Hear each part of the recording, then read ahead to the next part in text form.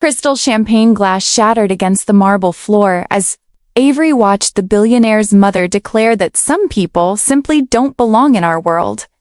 Her icy gaze fixed directly on the young maid standing quietly by the doorway. The words cut deeper than any physical blow, especially since Avery had just spent the last hour listening to Marcus defend their relationship to his family, only to watch him fall silent when it mattered most. Avery Chun had been cleaning the Whitmore estate for 8 months, moving like a ghost through rooms worth more than most people's lifetime earnings.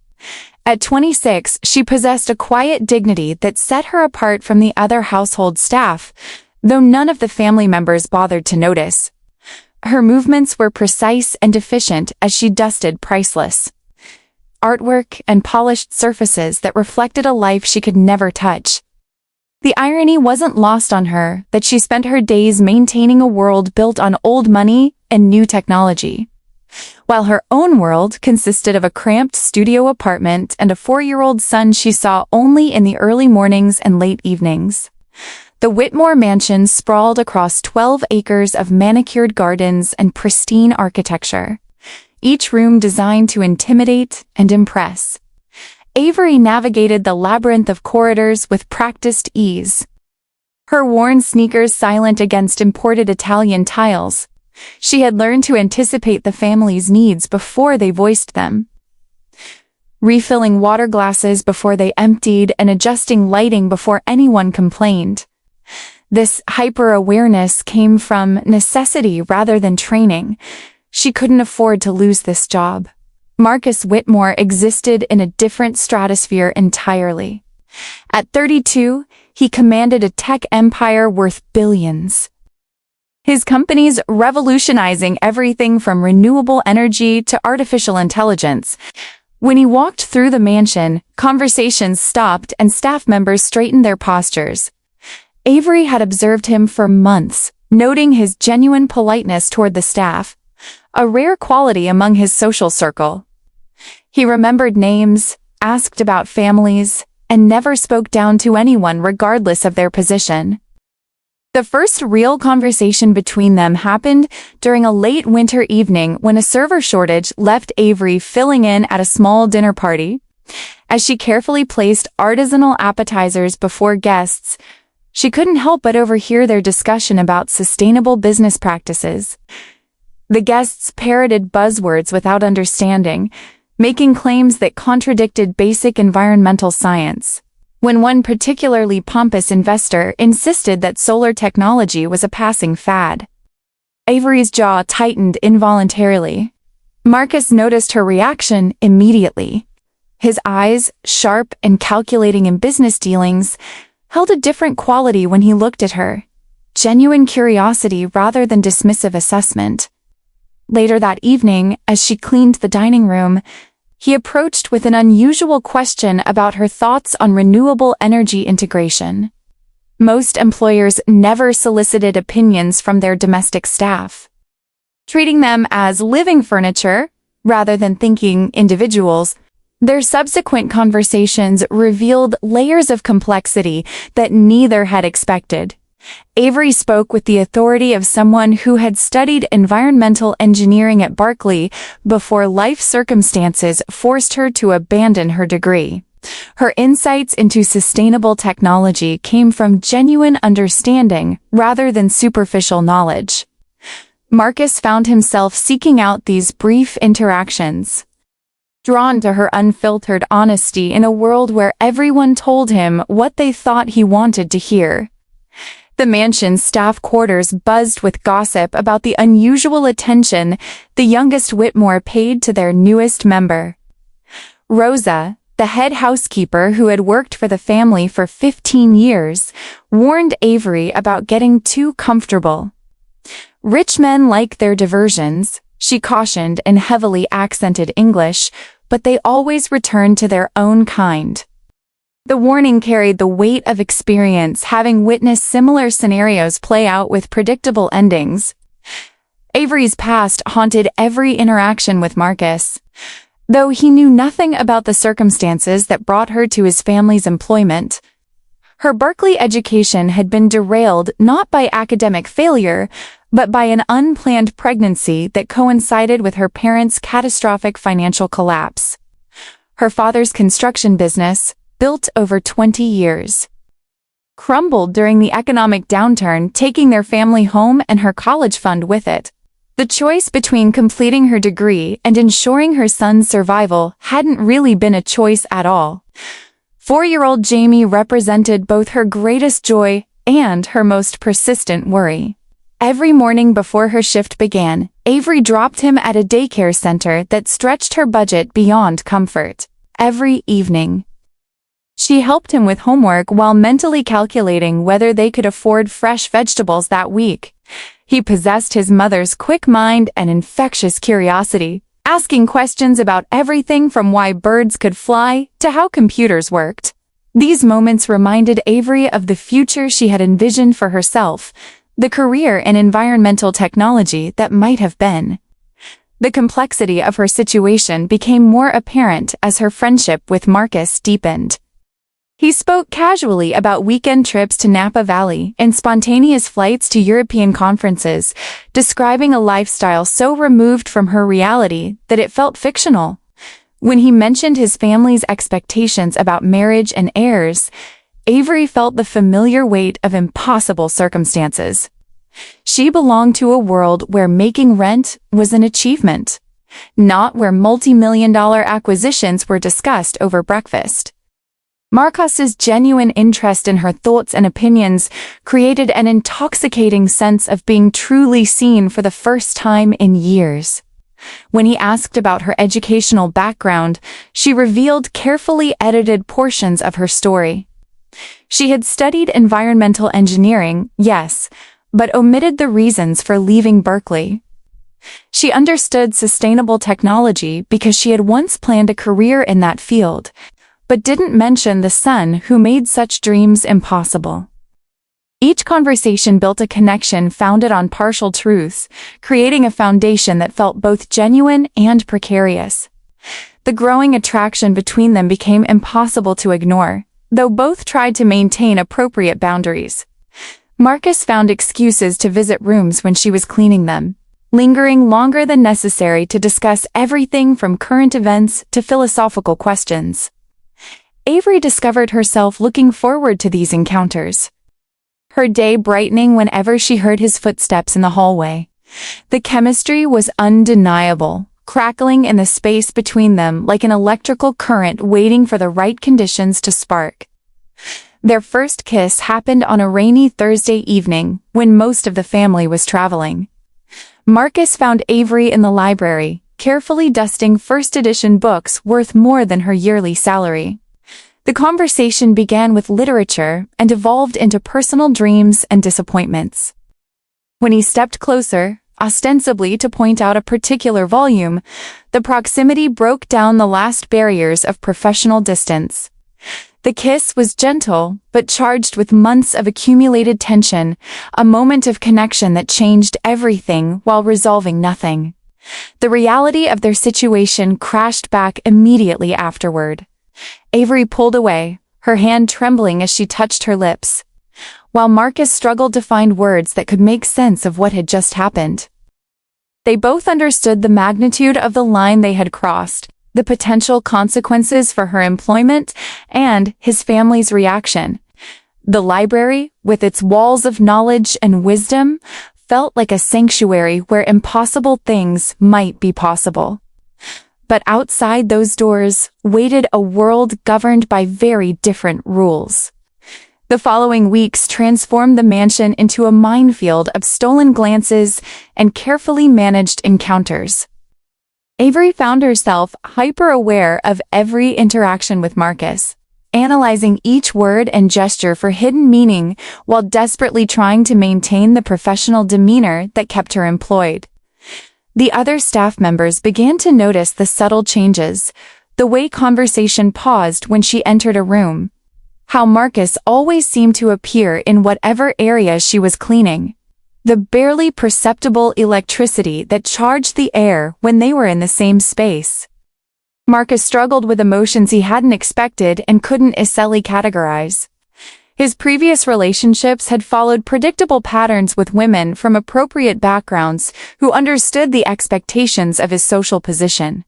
Board meetings and acquisition strategies seemed simple compared to navigating the complexity of his feelings for someone whose entire life could be upended by his family's disapproval. The rational part of his mind cataloged all the reasons why pursuing this connection was problematic, while another part of him felt more alive during their brief conversations than he had in years. The mansion's elaborate hierarchy provided numerous opportunities for proximity, while maintaining plausible deniability.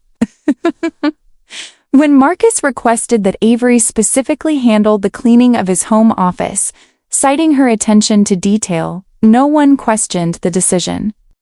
This arrangement allowed for longer conversations about business strategy and technological innovation, discussions that revealed the depth of her analytical thinking. Avery offered insights into sustainable business practices that showed sophisticated understanding of both environmental science and market dynamics. During one particularly intense conversation about renewable energy infrastructure, Marcus made an offhand comment about hiring her as a consultant for his next project. The suggestion, meant half seriously, hit Avery like a physical blow. She stared at him across the mahogany desk where billion-dollar decisions were made daily, acutely aware of the gap between his casual offer and her actual circumstances. How could she explain that consulting on environmental projects had been her dream before life took those possibilities away? How could she reveal that she once wrote papers on sustainable technology that professors praised for their innovation? The weight of her hidden reality pressed down more heavily with each passing day. Every evening when she left the mansion's perfectly climate-controlled environment, she returned to an apartment where she calculated whether they could afford to run the heater, where Jamie's growing feet meant choosing between new shoes for him or groceries for both of them. The contrast felt surreal, like living simultaneously in two completely different universes that occasionally intersected during working hours. Rose's warnings became more pointed as she observed the developing dynamic between Avery and Marcus. The older woman had seen enough wealthy men's fascinations with staff members to recognize the pattern, though she admitted this situation felt different somehow. "He looks at you like you matter," she confided during their shared lunch break, "but his family, they will never allow it. And when they decide to end it, you will be the one who pays the price, not him." The first major test came when Marcus's sister Victoria arrived unexpectedly for a weekend visit, bringing with her an attitude of entitled superiority that made even other family members uncomfortable. Victoria possessed the particular cruelty of someone who had never faced genuine hardship, wielding her social position like a weapon against anyone she deemed inferior. She immediately began finding fault with the household management, criticizing everything from flower arrangements to the temperature of served meals. Avery became a particular target of Victoria's disdain, though she couldn't understand why until she caught the woman watching her interactions with Marcus. During a family dinner that required additional serving staff, Victoria made increasingly hostile comments about proper service standards while staring directly at Avery. The tension in the dining room became palpable as Marcus grew visibly irritated with his sister's behavior, creating an undercurrent of conflict that threatened to explode. The breaking point arrived when Victoria deliberately knocked over a water glass and then berated Avery for not cleaning it quickly enough, her voice carrying the particular venom reserved for those she considered beneath her notice. Marcus's jaw tightened dangerously as he watched his sister's performance, his hands clenched into fists beneath the table. When Victoria suggested that some staff members needed better training in their place, Marcus stood so abruptly that his chair scraped against the marble floor. Later that evening, Marcus sought out Avery to apologize for his sister's behavior, finding her in the garden where she often went to decompress after difficult days. The moonlight cast shadows across the perfectly manicured landscape as they sat on a stone bench, the space between them charged with unspoken emotions. Marcus expressed his frustration with his family's attitudes, revealing glimpses of the isolation that came with inherited wealth and social expectations. Avery listened without judgment, offering insights into family dynamics that showed remarkable emotional intelligence. Her observations about privilege and responsibility revealed someone who had thought deeply about social inequality, not from academic theory, but from lived experience. When Marcus asked about her own family, she provided carefully edited details, parents who had worked hard, opportunities that hadn't materialized, choices made for practical rather than personal reasons. Their conversation gradually shifted into more intimate territory as Marcus spoke about the loneliness of his position, the difficulty of knowing whether people valued him or his wealth. Avery found herself sharing more than she intended about the challenges of single parenthood, though she still couldn't bring herself to reveal Jamie's existence explicitly. The vulnerability of their exchange created a deeper connection, one that transcended their vastly different circumstances. When Marcus reached for her hand in the moonlit garden, the gesture felt both natural and revolutionary. His touch was gentle but certain, conveying emotions that words couldn't capture. Avery felt the last of her professional restraint crumbling as she acknowledged the depth of her feelings for this man who saw her as more than just another service provider. The rational voice in her head whispered warnings about impossible situations and inevitable heartbreak, but her heart had already moved beyond rational consideration. The sound of footsteps on the gravel path separated them immediately as Victoria appeared with two of her friends, their voices carrying the particular shrillness of people who had consumed too much expensive wine. The trio stopped short when they spotted Marcus and Avery on the bench, Victoria's eyes narrowing as she processed the scene. The moment stretched uncomfortably as everyone calculated appropriate responses to an obviously inappropriate situation. Victoria's smile held all the warmth of a predator spotting wounded prey as she suggested that. Marcus joined them for drinks on the terrace, her tone making it clear that this was not really a request. As Marcus reluctantly stood to follow his sister, he caught Avery's eye for a fraction of a second. Conveying apology and promise in equal measure, left alone in the garden, Avery understood that their brief sanctuary had been compromised, that the careful balance they had maintained was about to shift dramatically. The atmosphere in the mansion changed overnight as Victoria extended her visit indefinitely, claiming she needed time to evaluate family interests.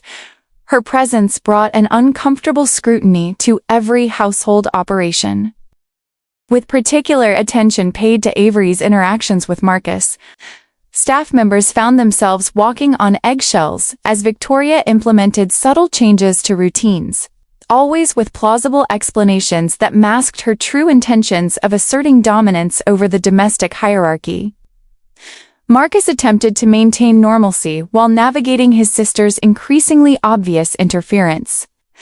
Business obligations kept him traveling more frequently, leaving Avery to manage Victoria's passive-aggressive campaign without his protective presence. Each day brought new suggestions about household efficiency, with Avery bearing the brunt of criticism for perceived shortcomings that ranged from trivial to completely fabricated. The tension reached a crescendo when Victoria discovered Avery reading a discarded copy of the Financial Times during her lunch break, making pointed comments about staff members getting above their station. The newspaper had been left in Marcus's office, containing an article about sustainable technology that Avery found fascinating for its analysis of market trends.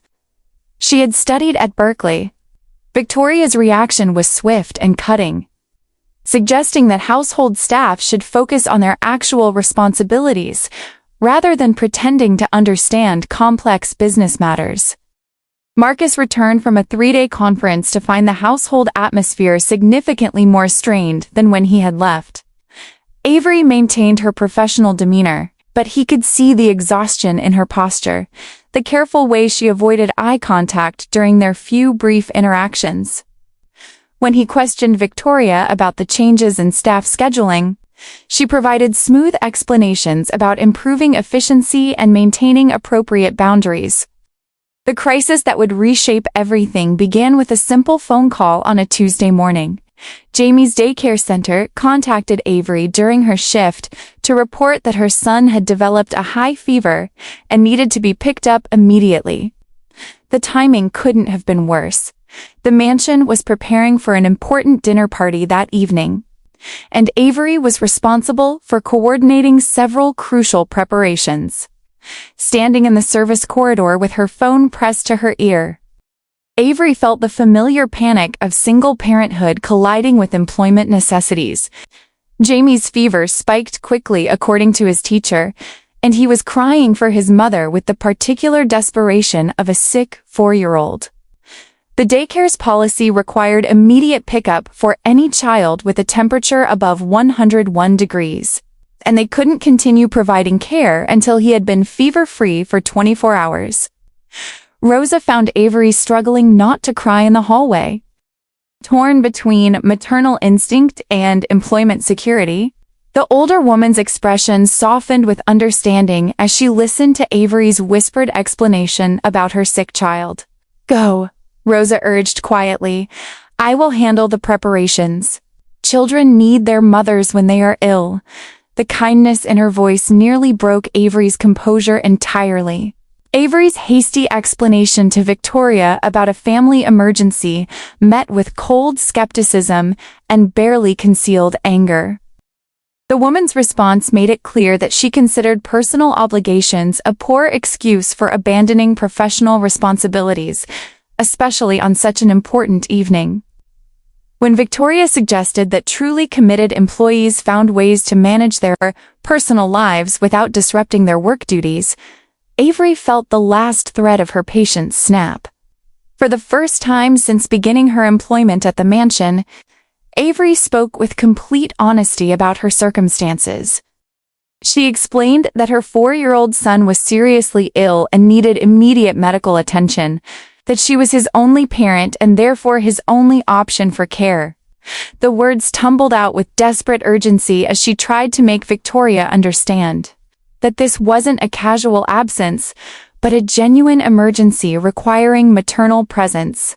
Victoria's reaction exceeded even Avery's worst expectations. The woman's face twisted with disgust as she processed the revelation about Avery's motherhood.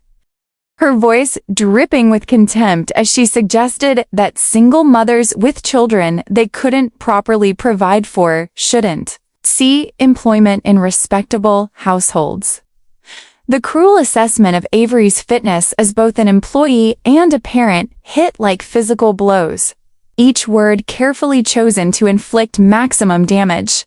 Marcus arrived home to find the household in chaos, dinner preparations behind schedule, staff members whispering in corners, and his sister radiating satisfaction in the drawing room. When he asked about Avery's whereabouts, Victoria provided a detailed account of the morning's events with particular emphasis on the deception of hidden motherhood and the irresponsibility of abandoning duties for personal convenience. The revelation that Avery had a child hit Marcus with unexpected force. Not because he disapproved, but because he finally understood the careful way she had edited her personal history during their conversations. Every mention of sacrifices and difficult choices took on new meaning as he realized the magnitude of responsibility she carried alone. His admiration for her strength increased rather than diminished, though he kept these thoughts carefully hidden from his sister's scrutinizing gaze. Victoria pressed her advantage, suggesting that the household would benefit from more reliable staff members who understood their obligations properly. Her implications about Avery's continued employment were clear without being explicitly stated. allowing her to maintain plausible deniability while making her intentions obvious. The conversation represented a chess match where Victoria held most of the powerful pieces and intended to use them strategically. At the same time, 20 minutes across town, Avery sat in a pediatric urgent care clinic holding Jamie's small, feverish body against her chest. The waiting room's fluorescent lights felt harsh after the mansion's elegant ambiance. The plastic chairs a stark contrast to handcrafted furniture worth more than her yearly salary. Jamie's temperature had spiked to 103 degrees, high enough to require immediate medical evaluation rather than home care with over-the-counter medications. The pediatric nurse practitioner who examined Jamie was kind but thorough, asking detailed questions about his symptoms while checking for signs of serious infection. Avery answered each inquiry while mentally calculating the cost of the visit against her limited savings, wondering whether her employee health insurance would cover urgent care expenses. The irony of spending her days in luxury while struggling to afford basic medical care for her child felt particularly sharp in the sterile medical environment. Jamie's illness turned out to be a severe case of flu that would require several days of home care and close monitoring.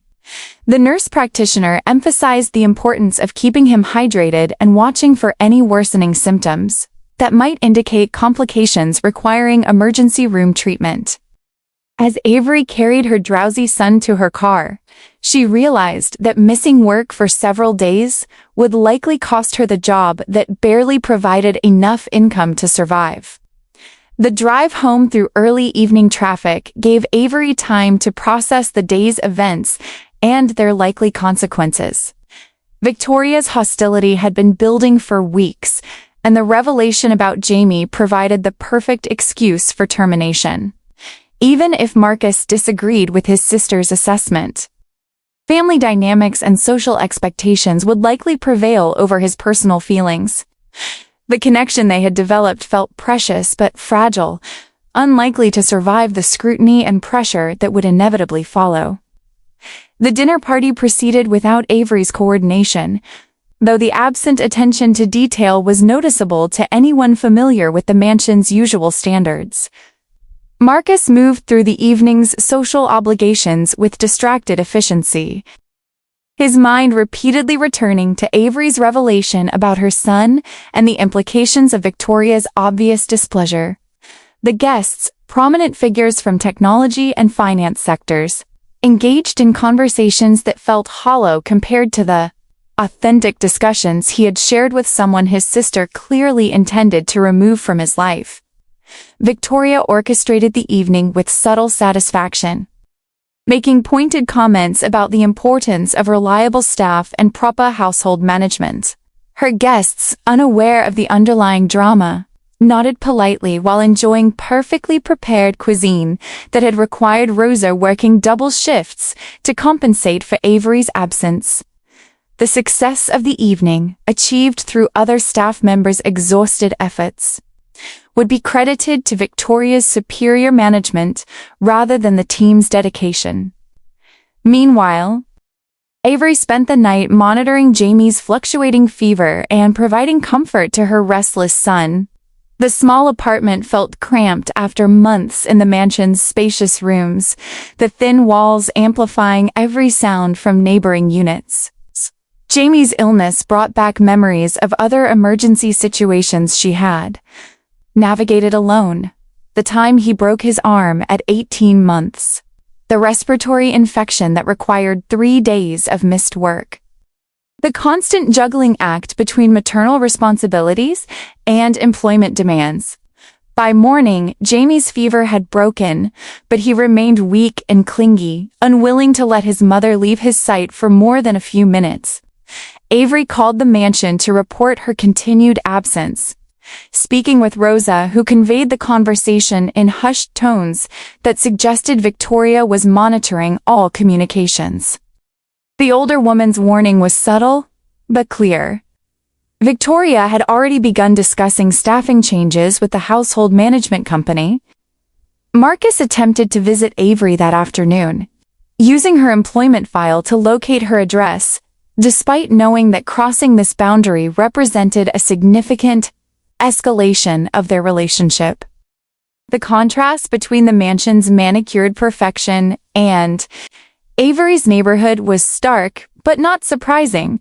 Working-class communities that housed the people, who cleaned wealthy homes, cared for privileged children, and maintained luxurious lifestyles while struggling to provide basic necessities for their own families.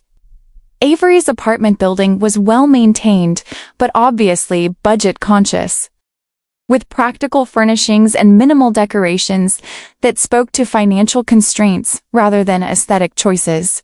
When Marcus knocked on her door, she answered wearing casual clothes that made her look younger and more vulnerable than the professional uniform she wore at work.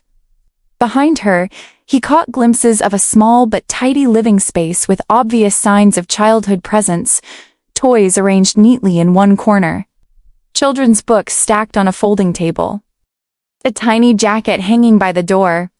Jamie observed Marcus with the unfiltered curiosity of a 4-year-old, unaware of the social complexities that made his presence significant.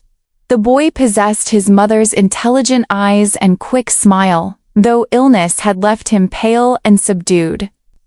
When Marcus knelt to Jamie's eye level and asked about his favorite books, the natural ease of the interaction surprised both adults. Marcus had little experience with children, while Avery had never seen her son interact with anyone from her work environment. The conversation that followed was careful and loaded with implications neither could fully address. Marcus expressed genuine concern about Jamie's health, while Avery provided updates with the measured distance of someone unsure about appropriate boundaries. They both understood that his presence in her apartment represented a line crossed, that whatever happened next would reshape their relationship fundamentally. The domestic setting made their connection feel more real but also more impossible. When Jamie fell asleep on the small couch, exhausted from fever and the excitement of meeting his mother's visitor, Marcus and Avery found themselves alone with the weight of everything unsaid between them. She made tea with careful attention to mundane details while he examined family photos that revealed glimpses of her history, graduation pictures from high school, images with people who shared her features, a hospital photo of her holding newborn Jamie with an expression of fierce determination rather than traditional maternal bliss. The absence of Jamie's father in any photographs was conspicuous, though Marcus didn't comment directly on this observation. When Avery briefly explained that Jamie's father had left when she was 6 months pregnant, unwilling to accept the responsibilities of parenthood, Marcus felt a surge of protective anger on behalf of both mother and child. The casual way she dismissed this abandonment suggested deep hurt that had been carefully buried beneath practical concerns about survival and child-rearing. Their conversation gradually became more honest as the apartment's intimate setting broke down remaining pretenses about their vastly different circumstances. Avery described the reality of single parenthood, the constant worry about providing adequate food and shelter, the guilt about limited resources for educational opportunities, the exhaustion of working multiple jobs while trying to be emotionally present for her son. Marcus listened without offering easy solutions, recognizing that his wealth could solve her financial problems but couldn't address the underlying complexity of their situation. When Marcus expressed frustration about his family's attitude toward their relationship, Avery gently pointed out that he was viewing the situation from a position of privilege that allowed him to ignore certain realities. His family's disapproval carried social consequences that would primarily affect her employment and reputation, while his own position remained secure regardless of their relationship's outcome. The observation was delivered without accusation, but with the clarity of someone who understood power dynamics through personal experience rather than theoretical knowledge. The honesty of their exchange created deeper intimacy than physical attraction alone could provide. Marcus found himself sharing details about the loneliness of inherited wealth. The difficulty of forming genuine connections when every relationship carried questions about ulterior motives. Avery offered insights into his family dynamics that showed remarkable perception about privilege and responsibility, suggesting that his isolation might be partly self-imposed rather than entirely circumstantial. As evening approached and Jamie began stirring from his nap, both adults recognized that Marcus needed to leave before creating complications neither could easily address. The afternoon had shifted something fundamental between them, moving their connection from workplace attraction to genuine understanding despite seemingly insurmountable obstacles. When Marcus kissed Avery goodbye at her apartment door, the gesture carried promise and uncertainty in equal measure. The drive back to the mansion gave Marcus's time to process everything he had learned and witnessed. Avery's strength impressed him more than ever. She was raising an intelligent, loving child alone while managing demanding employment, sacrificing her own educational and career opportunities to ensure Jamie's welfare. The contrast between her daily reality and his family's casual wealth felt more pronounced than ever, making Victoria's hostility seem not just cruel, but actively destructive. That evening's family dinner became a battlefield of subtle tensions as Victoria pressed her advantage regarding Avery's employment status. She presented her case with careful logic the household required. Reliable staff members who could prioritize their professional obligations. Single mothers with young children represented inherent reliability issues. Maintaining proper boundaries between family and staff was essential for household harmony. Each argument was reasonable on its surface while serving to eliminate someone Victoria viewed as a threat to established order. Marcus found himself defending Avery's competence and character without revealing the full extent of his personal involvement. A delicate balance that required careful word choice and emotional control. Victoria's knowing smiles suggested she understood exactly why her brother was advocating for a particular staff member, though she maintained plausible deniability about her true motivations.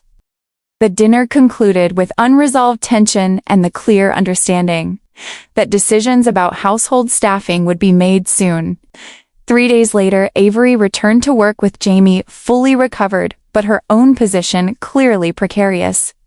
The mansion's atmosphere had shifted during her absence, with other staff members offering sympathetic glances while maintaining careful distance from someone marked for potential termination. Victoria's presence loomed over every interaction. Her satisfaction evident as she prepared to reshape the household according to her preferences, rather than Marcus's gradually developing emotional investments. The morning brought an unexpected complication. When Marcus's parents announced their early return from a European business trip, cutting their extended vacation short due to pressing merger negotiations. Eleanor and Richard Whitmore represented old money at its most refined and ruthless. Their wealth dating back generations and their social expectations correspondingly rigid, their arrival would add another layer of complexity to an already volatile situation, particularly since Victoria had clearly been managing information flow during their absence. Avery threw herself into work with desperate efficiency, knowing that her performance during the next few days might determine whether she could maintain the employment that kept her and Jamie housed and fed. Every task was completed with meticulous attention to detail, every interaction carefully professional despite the emotional turmoil beneath her composed exterior. She couldn't afford to let personal feelings interfere with the practical necessities of survival. Marcus struggled to balance his growing feelings for Avery with family obligations that seemed increasingly burdensome. His parents' early return meant accelerated timeline for decisions about his personal life. They had been subtle but persistent in their expectations about marriage and children. preferably with someone from an appropriate background who could enhance rather than complicate the family's social position.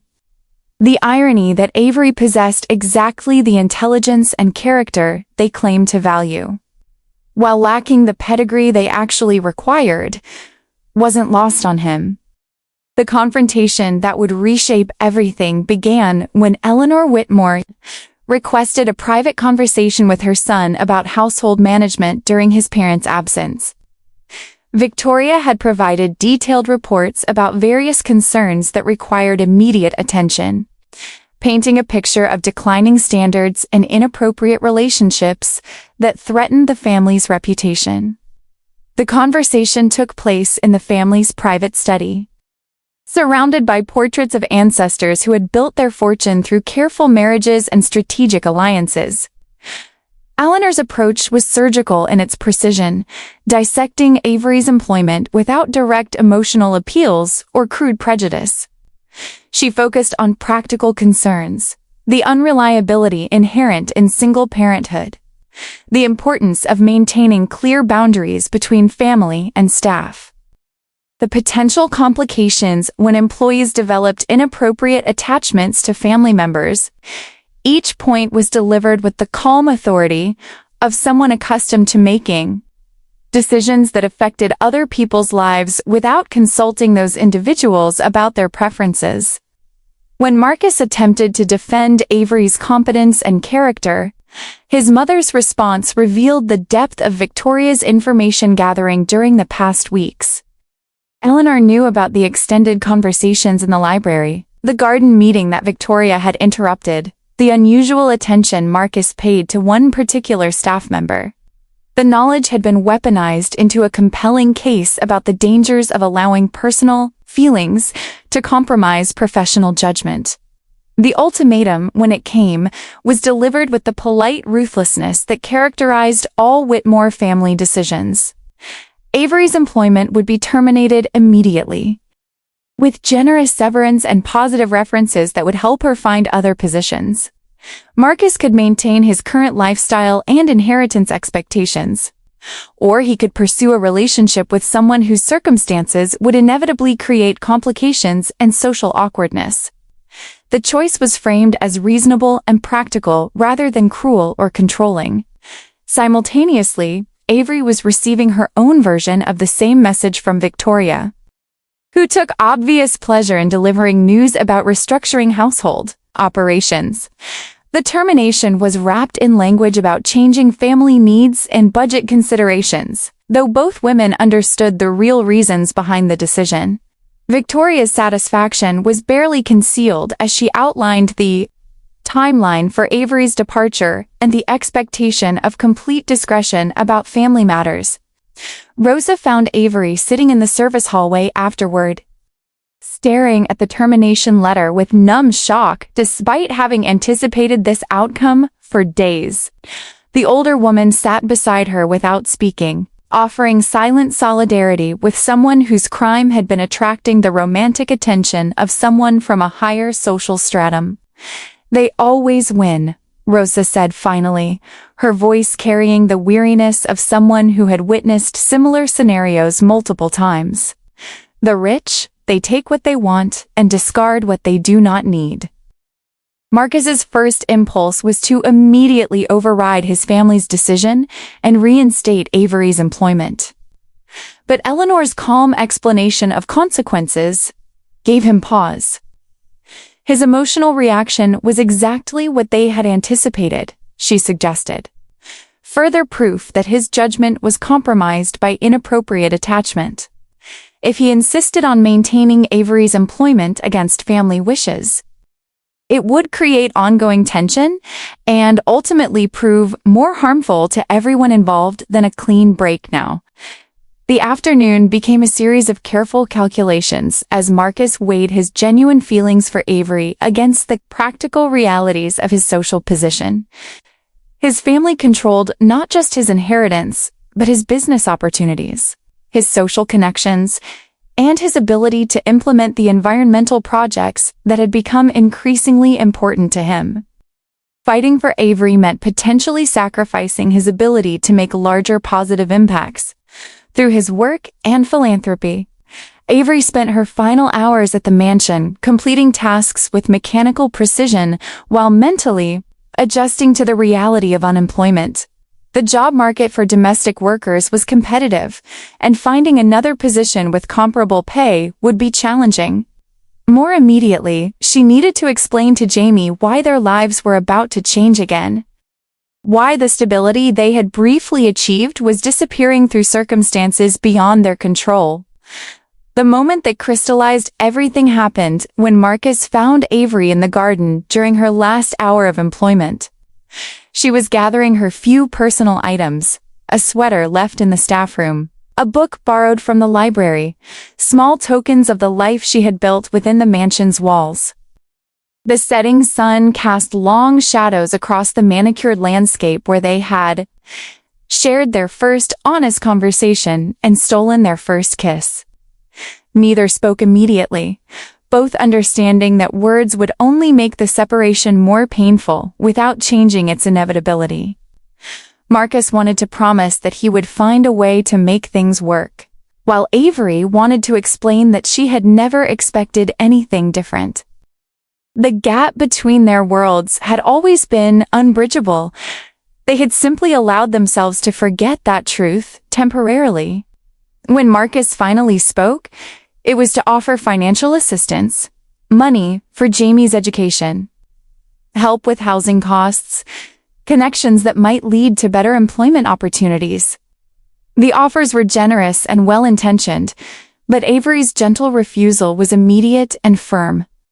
Accepting his money would transform their relationship into something transactional rather than emotional, reducing their connection to a wealthy man's charitable obligation rather than genuine affection between equals. The conversation that followed was perhaps the most honest of their entire relationship, as both acknowledged the impossible nature of their circumstances while affirming the reality of their feelings. Marcus admitted that his attraction to Avery had evolved into something deeper and more threatening to his family's expectations than simple physical desire.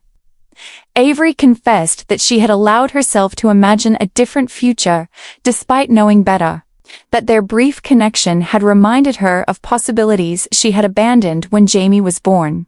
Their goodbye was quiet and final. A kiss that lasted longer than prudent, followed by the understanding that they wouldn't see each other again under these circumstances. Marcus remained in the garden as Avery walked away, watching her disappear through the service entrance that had become as familiar as her own apartment building. The perfectly maintained landscape suddenly felt empty and artificial, a beautiful facade that concealed the human costs of maintaining such pristine isolation. 2 months later, Marcus's life had settled into a routine that felt simultaneously familiar and hollow. His family had successfully arranged several social introductions with eligible women from appropriate backgrounds, each interaction reinforcing his growing certainty that genuine connection was impossible within the constraints of his social expectations. Business remained successful, and his environmental initiatives continued gaining recognition. But the satisfaction he once derived from professional achievements felt increasingly superficial. Victoria had achieved her objective of removing Avery from the household, though her victory felt pyrrhic, as Marcus's obvious unhappiness cast a shadow over family gatherings. Eleanor maintained her position that the decision had been necessary and beneficial for everyone involved, though she privately worried about her son's increasingly withdrawn demeanor. The mansion operated with restored efficiency under Rosa's expanded leadership, but the atmosphere lacked the subtle warmth that Avery's presence had provided. During this same period, Avery had found employment with a cleaning service that contracted with several small office buildings downtown. The work was more physically demanding and paid significantly less than her mansion position, requiring longer hours to generate enough income for basic expenses. Jamie had adjusted to a new aftercare program with characteristic resilience, though he occasionally asked about the nice men who had visited their apartment when he was sick. The revelation that would change everything began with a chance encounter at a Starbucks near Marcus's downtown office. He was meeting with architects about sustainable building designs when he spotted a familiar figure through the windows. Avery, wearing the uniform of her new cleaning service. Taking a brief break between building assignments, the sight hit him with unexpected force, bringing back memories of their conversations about environmental engineering and sustainable technology that had impressed him with their sophistication. Impulsively, Marcus excused himself from the meeting and approached Avery outside the coffee shop. Their reunion was awkward but emotionally charged, both struggling to maintain appropriate distance while acknowledging the pleasure of seeing each other again. Avery looked tired but maintained her dignity, declining his offer to buy her coffee while accepting his genuine inquiries about her welfare and Jamie's health. Their brief conversation revealed the true extent of Avery's knowledge about sustainable technology. When Marcus mentioned difficulties his team was having with renewable energy integration for their latest project, Avery offered insights that demonstrated sophisticated understanding of both technical challenges and practical solutions. Her suggestions about solar panel efficiency and battery storage systems showed expertise that went far beyond casual interest, prompting Marcus to ask more detailed questions about her educational background. The full truth about Avery's academic credentials emerged gradually as Marcus pressed for specifics about her knowledge base. She had been 3 months away from completing her environmental engineering degree at Berkeley when Jamie's birth and her family's financial collapse forced her to withdraw. Her thesis research had focused specifically on sustainable technology integration for large-scale commercial buildings, exactly the type of project that Marcus's company was struggling to implement effectively. The magnitude of wasted potential became clear as Avery described her Berkeley research in detail. Her work had addressed precisely the technical challenges that Marcus's highly paid consultants couldn't solve, offering innovative approaches to problems his team considered intractable. She possessed not just theoretical knowledge but practical insights gained from studying real-world implementation failures and success stories throughout California's renewable energy sector.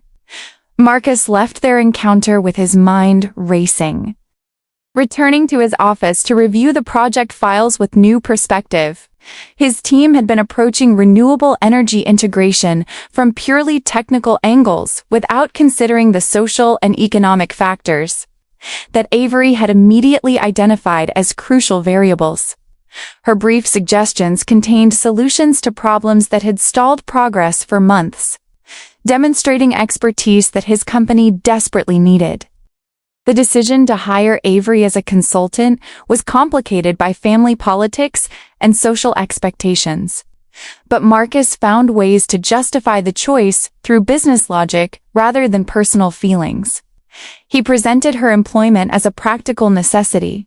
She possessed specific expertise that his team lacked. Her consulting fees would be significantly lower than traditional firms charged, and her previous exposure to the family's operations meant she already understood their confidentiality requirements.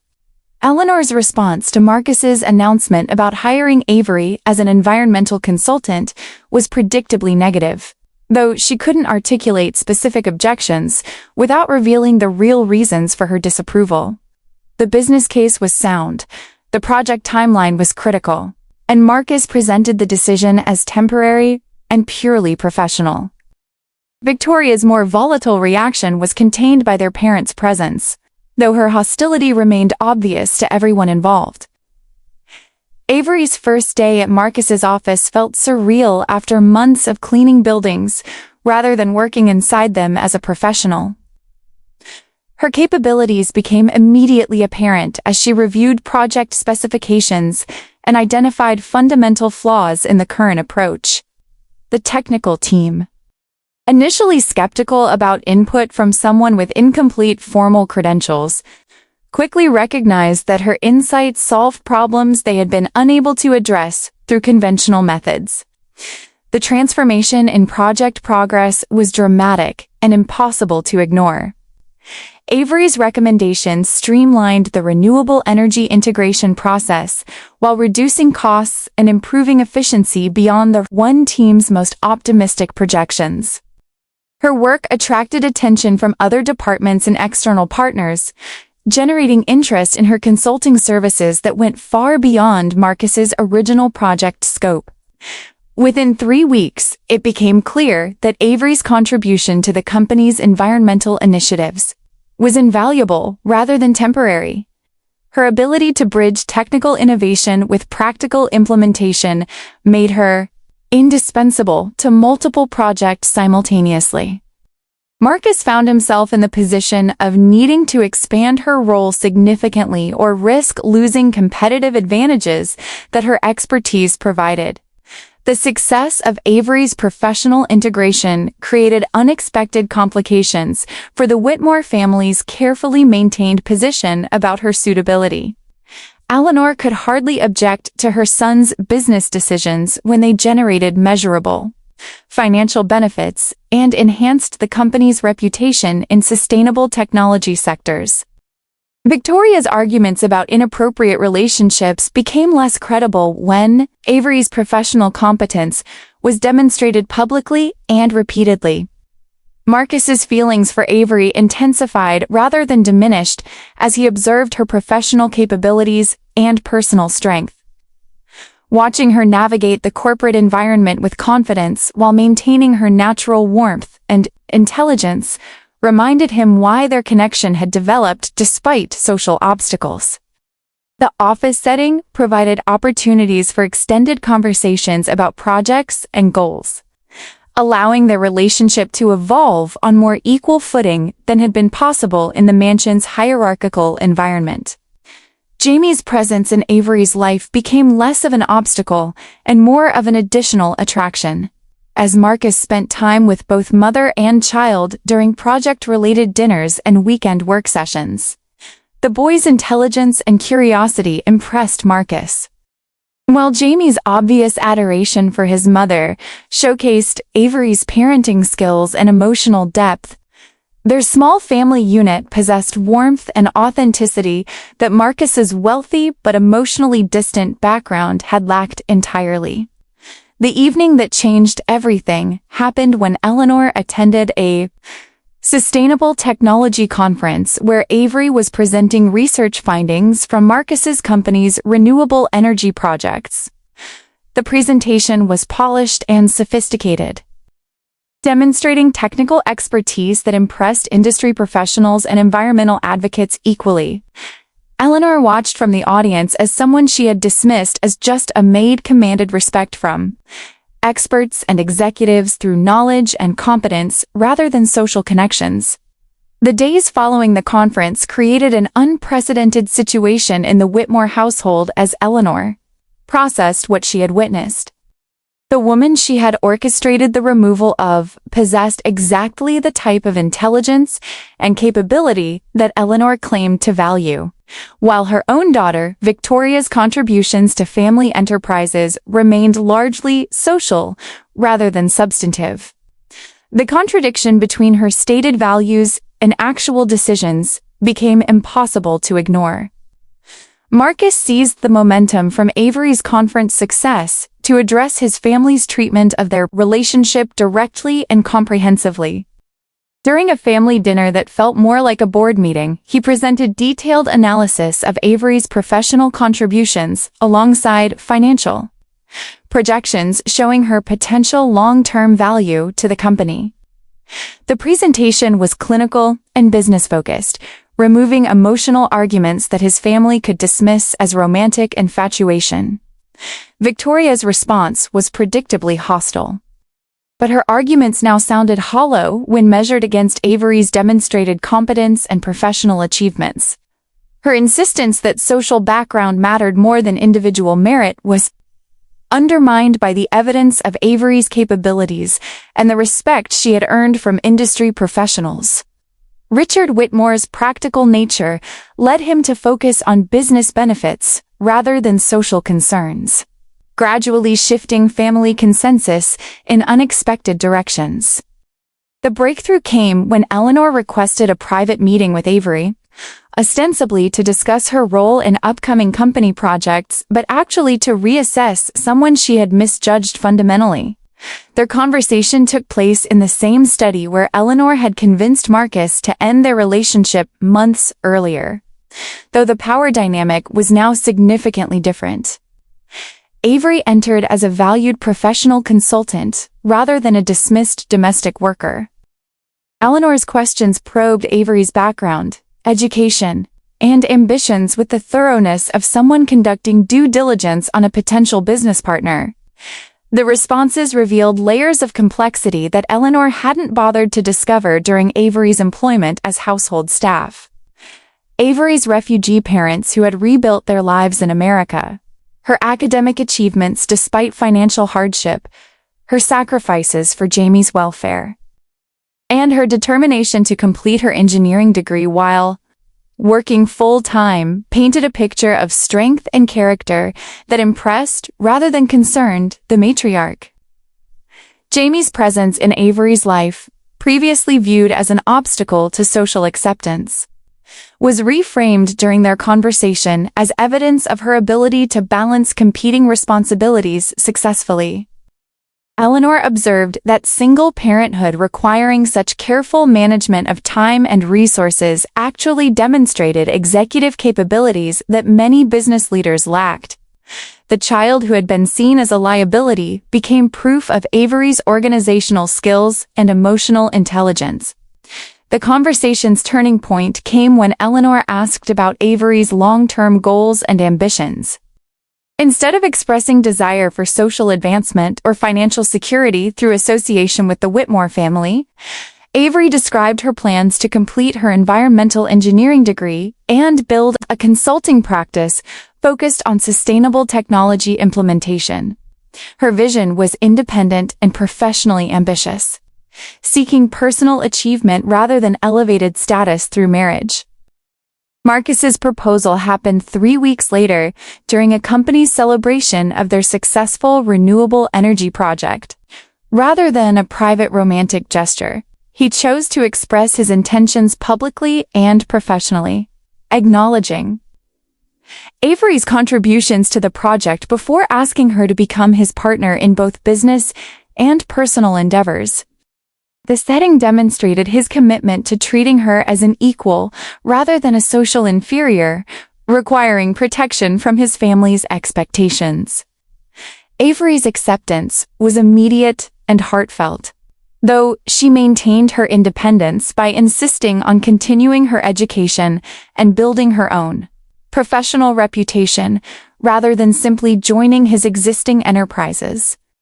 Their engagement represented a partnership of equals who had chosen each other based on genuine compatibility rather than social convenience or family pressure. Jamie's excited reaction to the news provided additional emotional resonance to the moment. Victoria's absence from the celebration was conspicuous, but not unexpected. Her inability to accept the changing family dynamics leading to temporary self-imposed exile. Eleanor and Richard's presence and obvious approval sent clear signals to their social circle about the family's position regarding Marcus's choice, effectively ending potential criticism from other wealthy families who might have questioned the appropriateness of the relationship. The wedding planning process became an opportunity for Eleanor to demonstrate her acceptance of Avery by including her in family traditions while respecting her desire for meaningful, rather than purely ostentatious celebrations.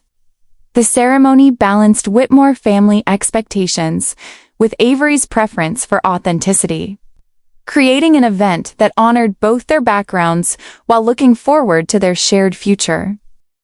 Jamie's role as ring-bearer provided symbolic representation of the family they were creating together, his obvious joy and comfort with Marcus demonstrating the strength of their bond. The boy's presence throughout the celebration reminded everyone that this marriage was creating not just a couple but a family unit built on love and mutual respect rather than social obligation. Avery's completion of her environmental engineering degree 18 months later was celebrated as enthusiastically as any traditional Whitmore family achievement. Eleanor, having become one of her strongest supporters and advocates for women's professional advancement.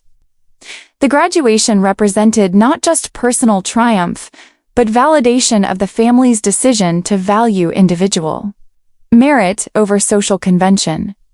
The consulting firm that Avery established with Marcus's support, but under her own name, quickly gained recognition for innovative approaches to sustainable technology implementation. Her success attracted national attention to environmental engineering as a field where technical expertise and practical wisdom could create meaningful change. Jamie's pride in his mother's achievements was matched by Marcus's obvious admiration for her professional accomplishments. 5 years later, their marriage was recognized not just as a successful union between individuals from different backgrounds, but as a partnership that had strengthened both their personal lives and professional enterprises. Avery's work had influenced Marcus's business philosophy, while his resources had amplified her ability to implement sustainable technology solutions on a larger scale than would have been possible individually.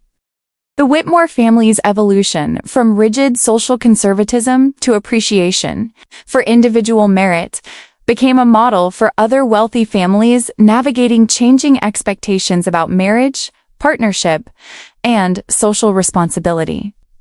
Eleanor's public support for educational opportunities, regardless of economic background, and Richard's investments in renewable energy projects demonstrated how personal relationships could influence broader social perspectives.